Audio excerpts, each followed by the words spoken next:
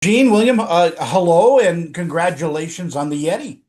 Thanks, Tony. How you Oh, thank doing? you. It's nice bringing monsters back. More Yeti.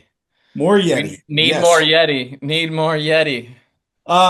Gene, first of all, talk to me about where this idea came from. I know you're both co-writers and directors, but where did the idea come from? Well, Will had the idea. It was during the pandemic. He felt like cooped up creature on his own, and he was like going down the rabbit hole of discovering every creature known to man via film and TV. And he found that there had been unexplored territory in the creature feature world, and it was of the Yeti, and that there had not been a singular version of a Yeti that everyone agrees on, and that we could define a creature if we attack the Yeti. And I was off making something. He just kept calling me. He was like, "We need Yeti. We need more Yeti. Need more Yeti." And I was like, "Okay, okay, okay." And then we slowly just started putting it down and writing it out. And it took a few years to get going, and then took a few years then to get made. But it's not the longest trajectory of all time either. 6 years No, basically. it's not. And I think the way that you handled this, William, I love the feel of the film. It's 1947, and I love the way that that you shot it, kind of in a grainy way, and it feels to me like I'm watching Jaws too. I mean, it just had that wonderful feeling that you need for a monster flick. Thank you. Thank you very much. Yeah. I'm gonna All start right, crying. thanks, Hold on. Tony. We gotta cut it. We gotta cut it I here, know, man. We don't know where to go from that. and that's my interview. Yeah. Wow.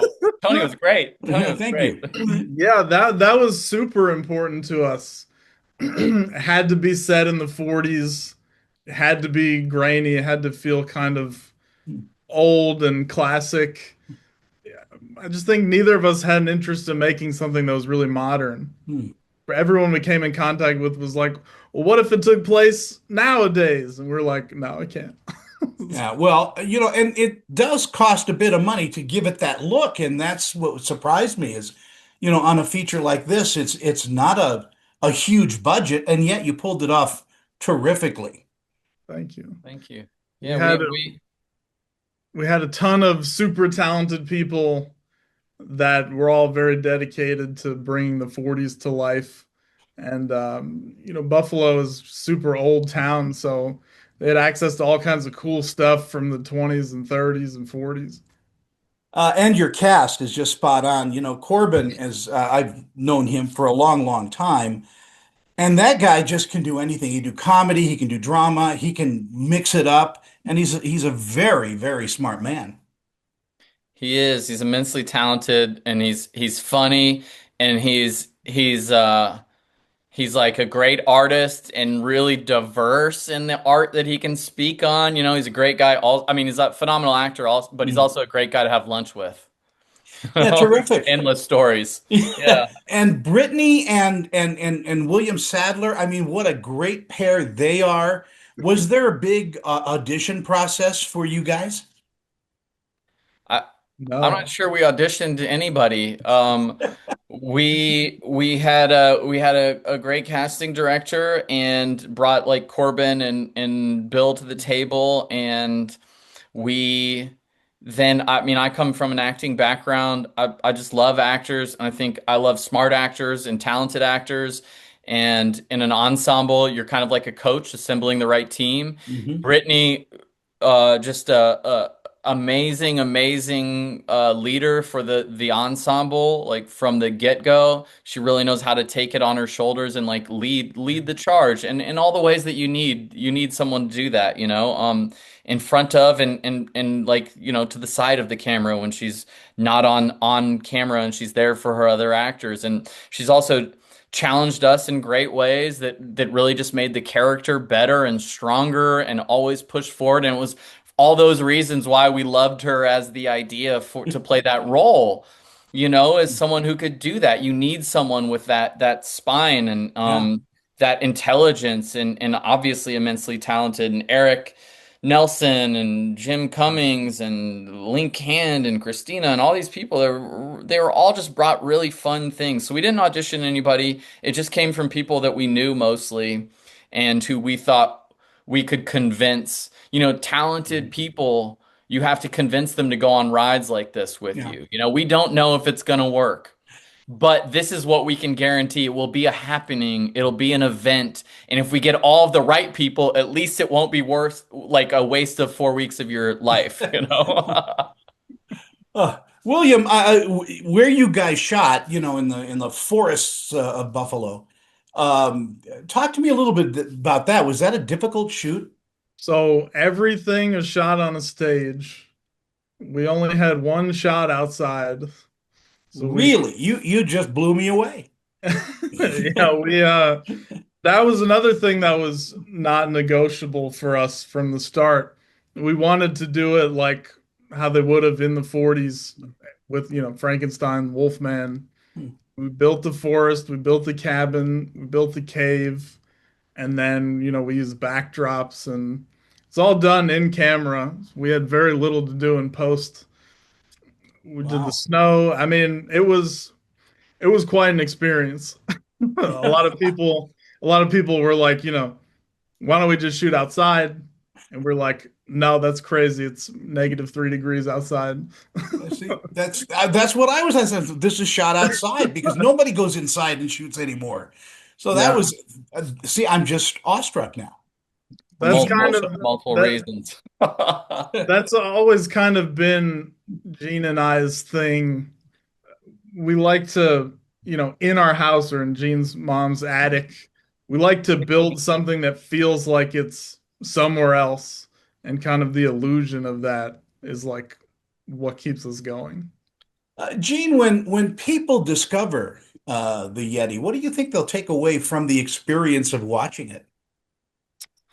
Yeah, well, there are a lot of creature features out there, right? A lot of creature movies, but for us, this is about going back to something that feels a little lost right now, which is physical, in-camera filmmaking, but with real scale still. And we made a classic creature feature, but many ways it's a character-driven film. Even the monsters got a character, and the monster creates this pressure, but the story is about what people reveal under it. And we built the whole world practically. So when you watch it, you're not you're not questioning what's real, I hope. You're just in it.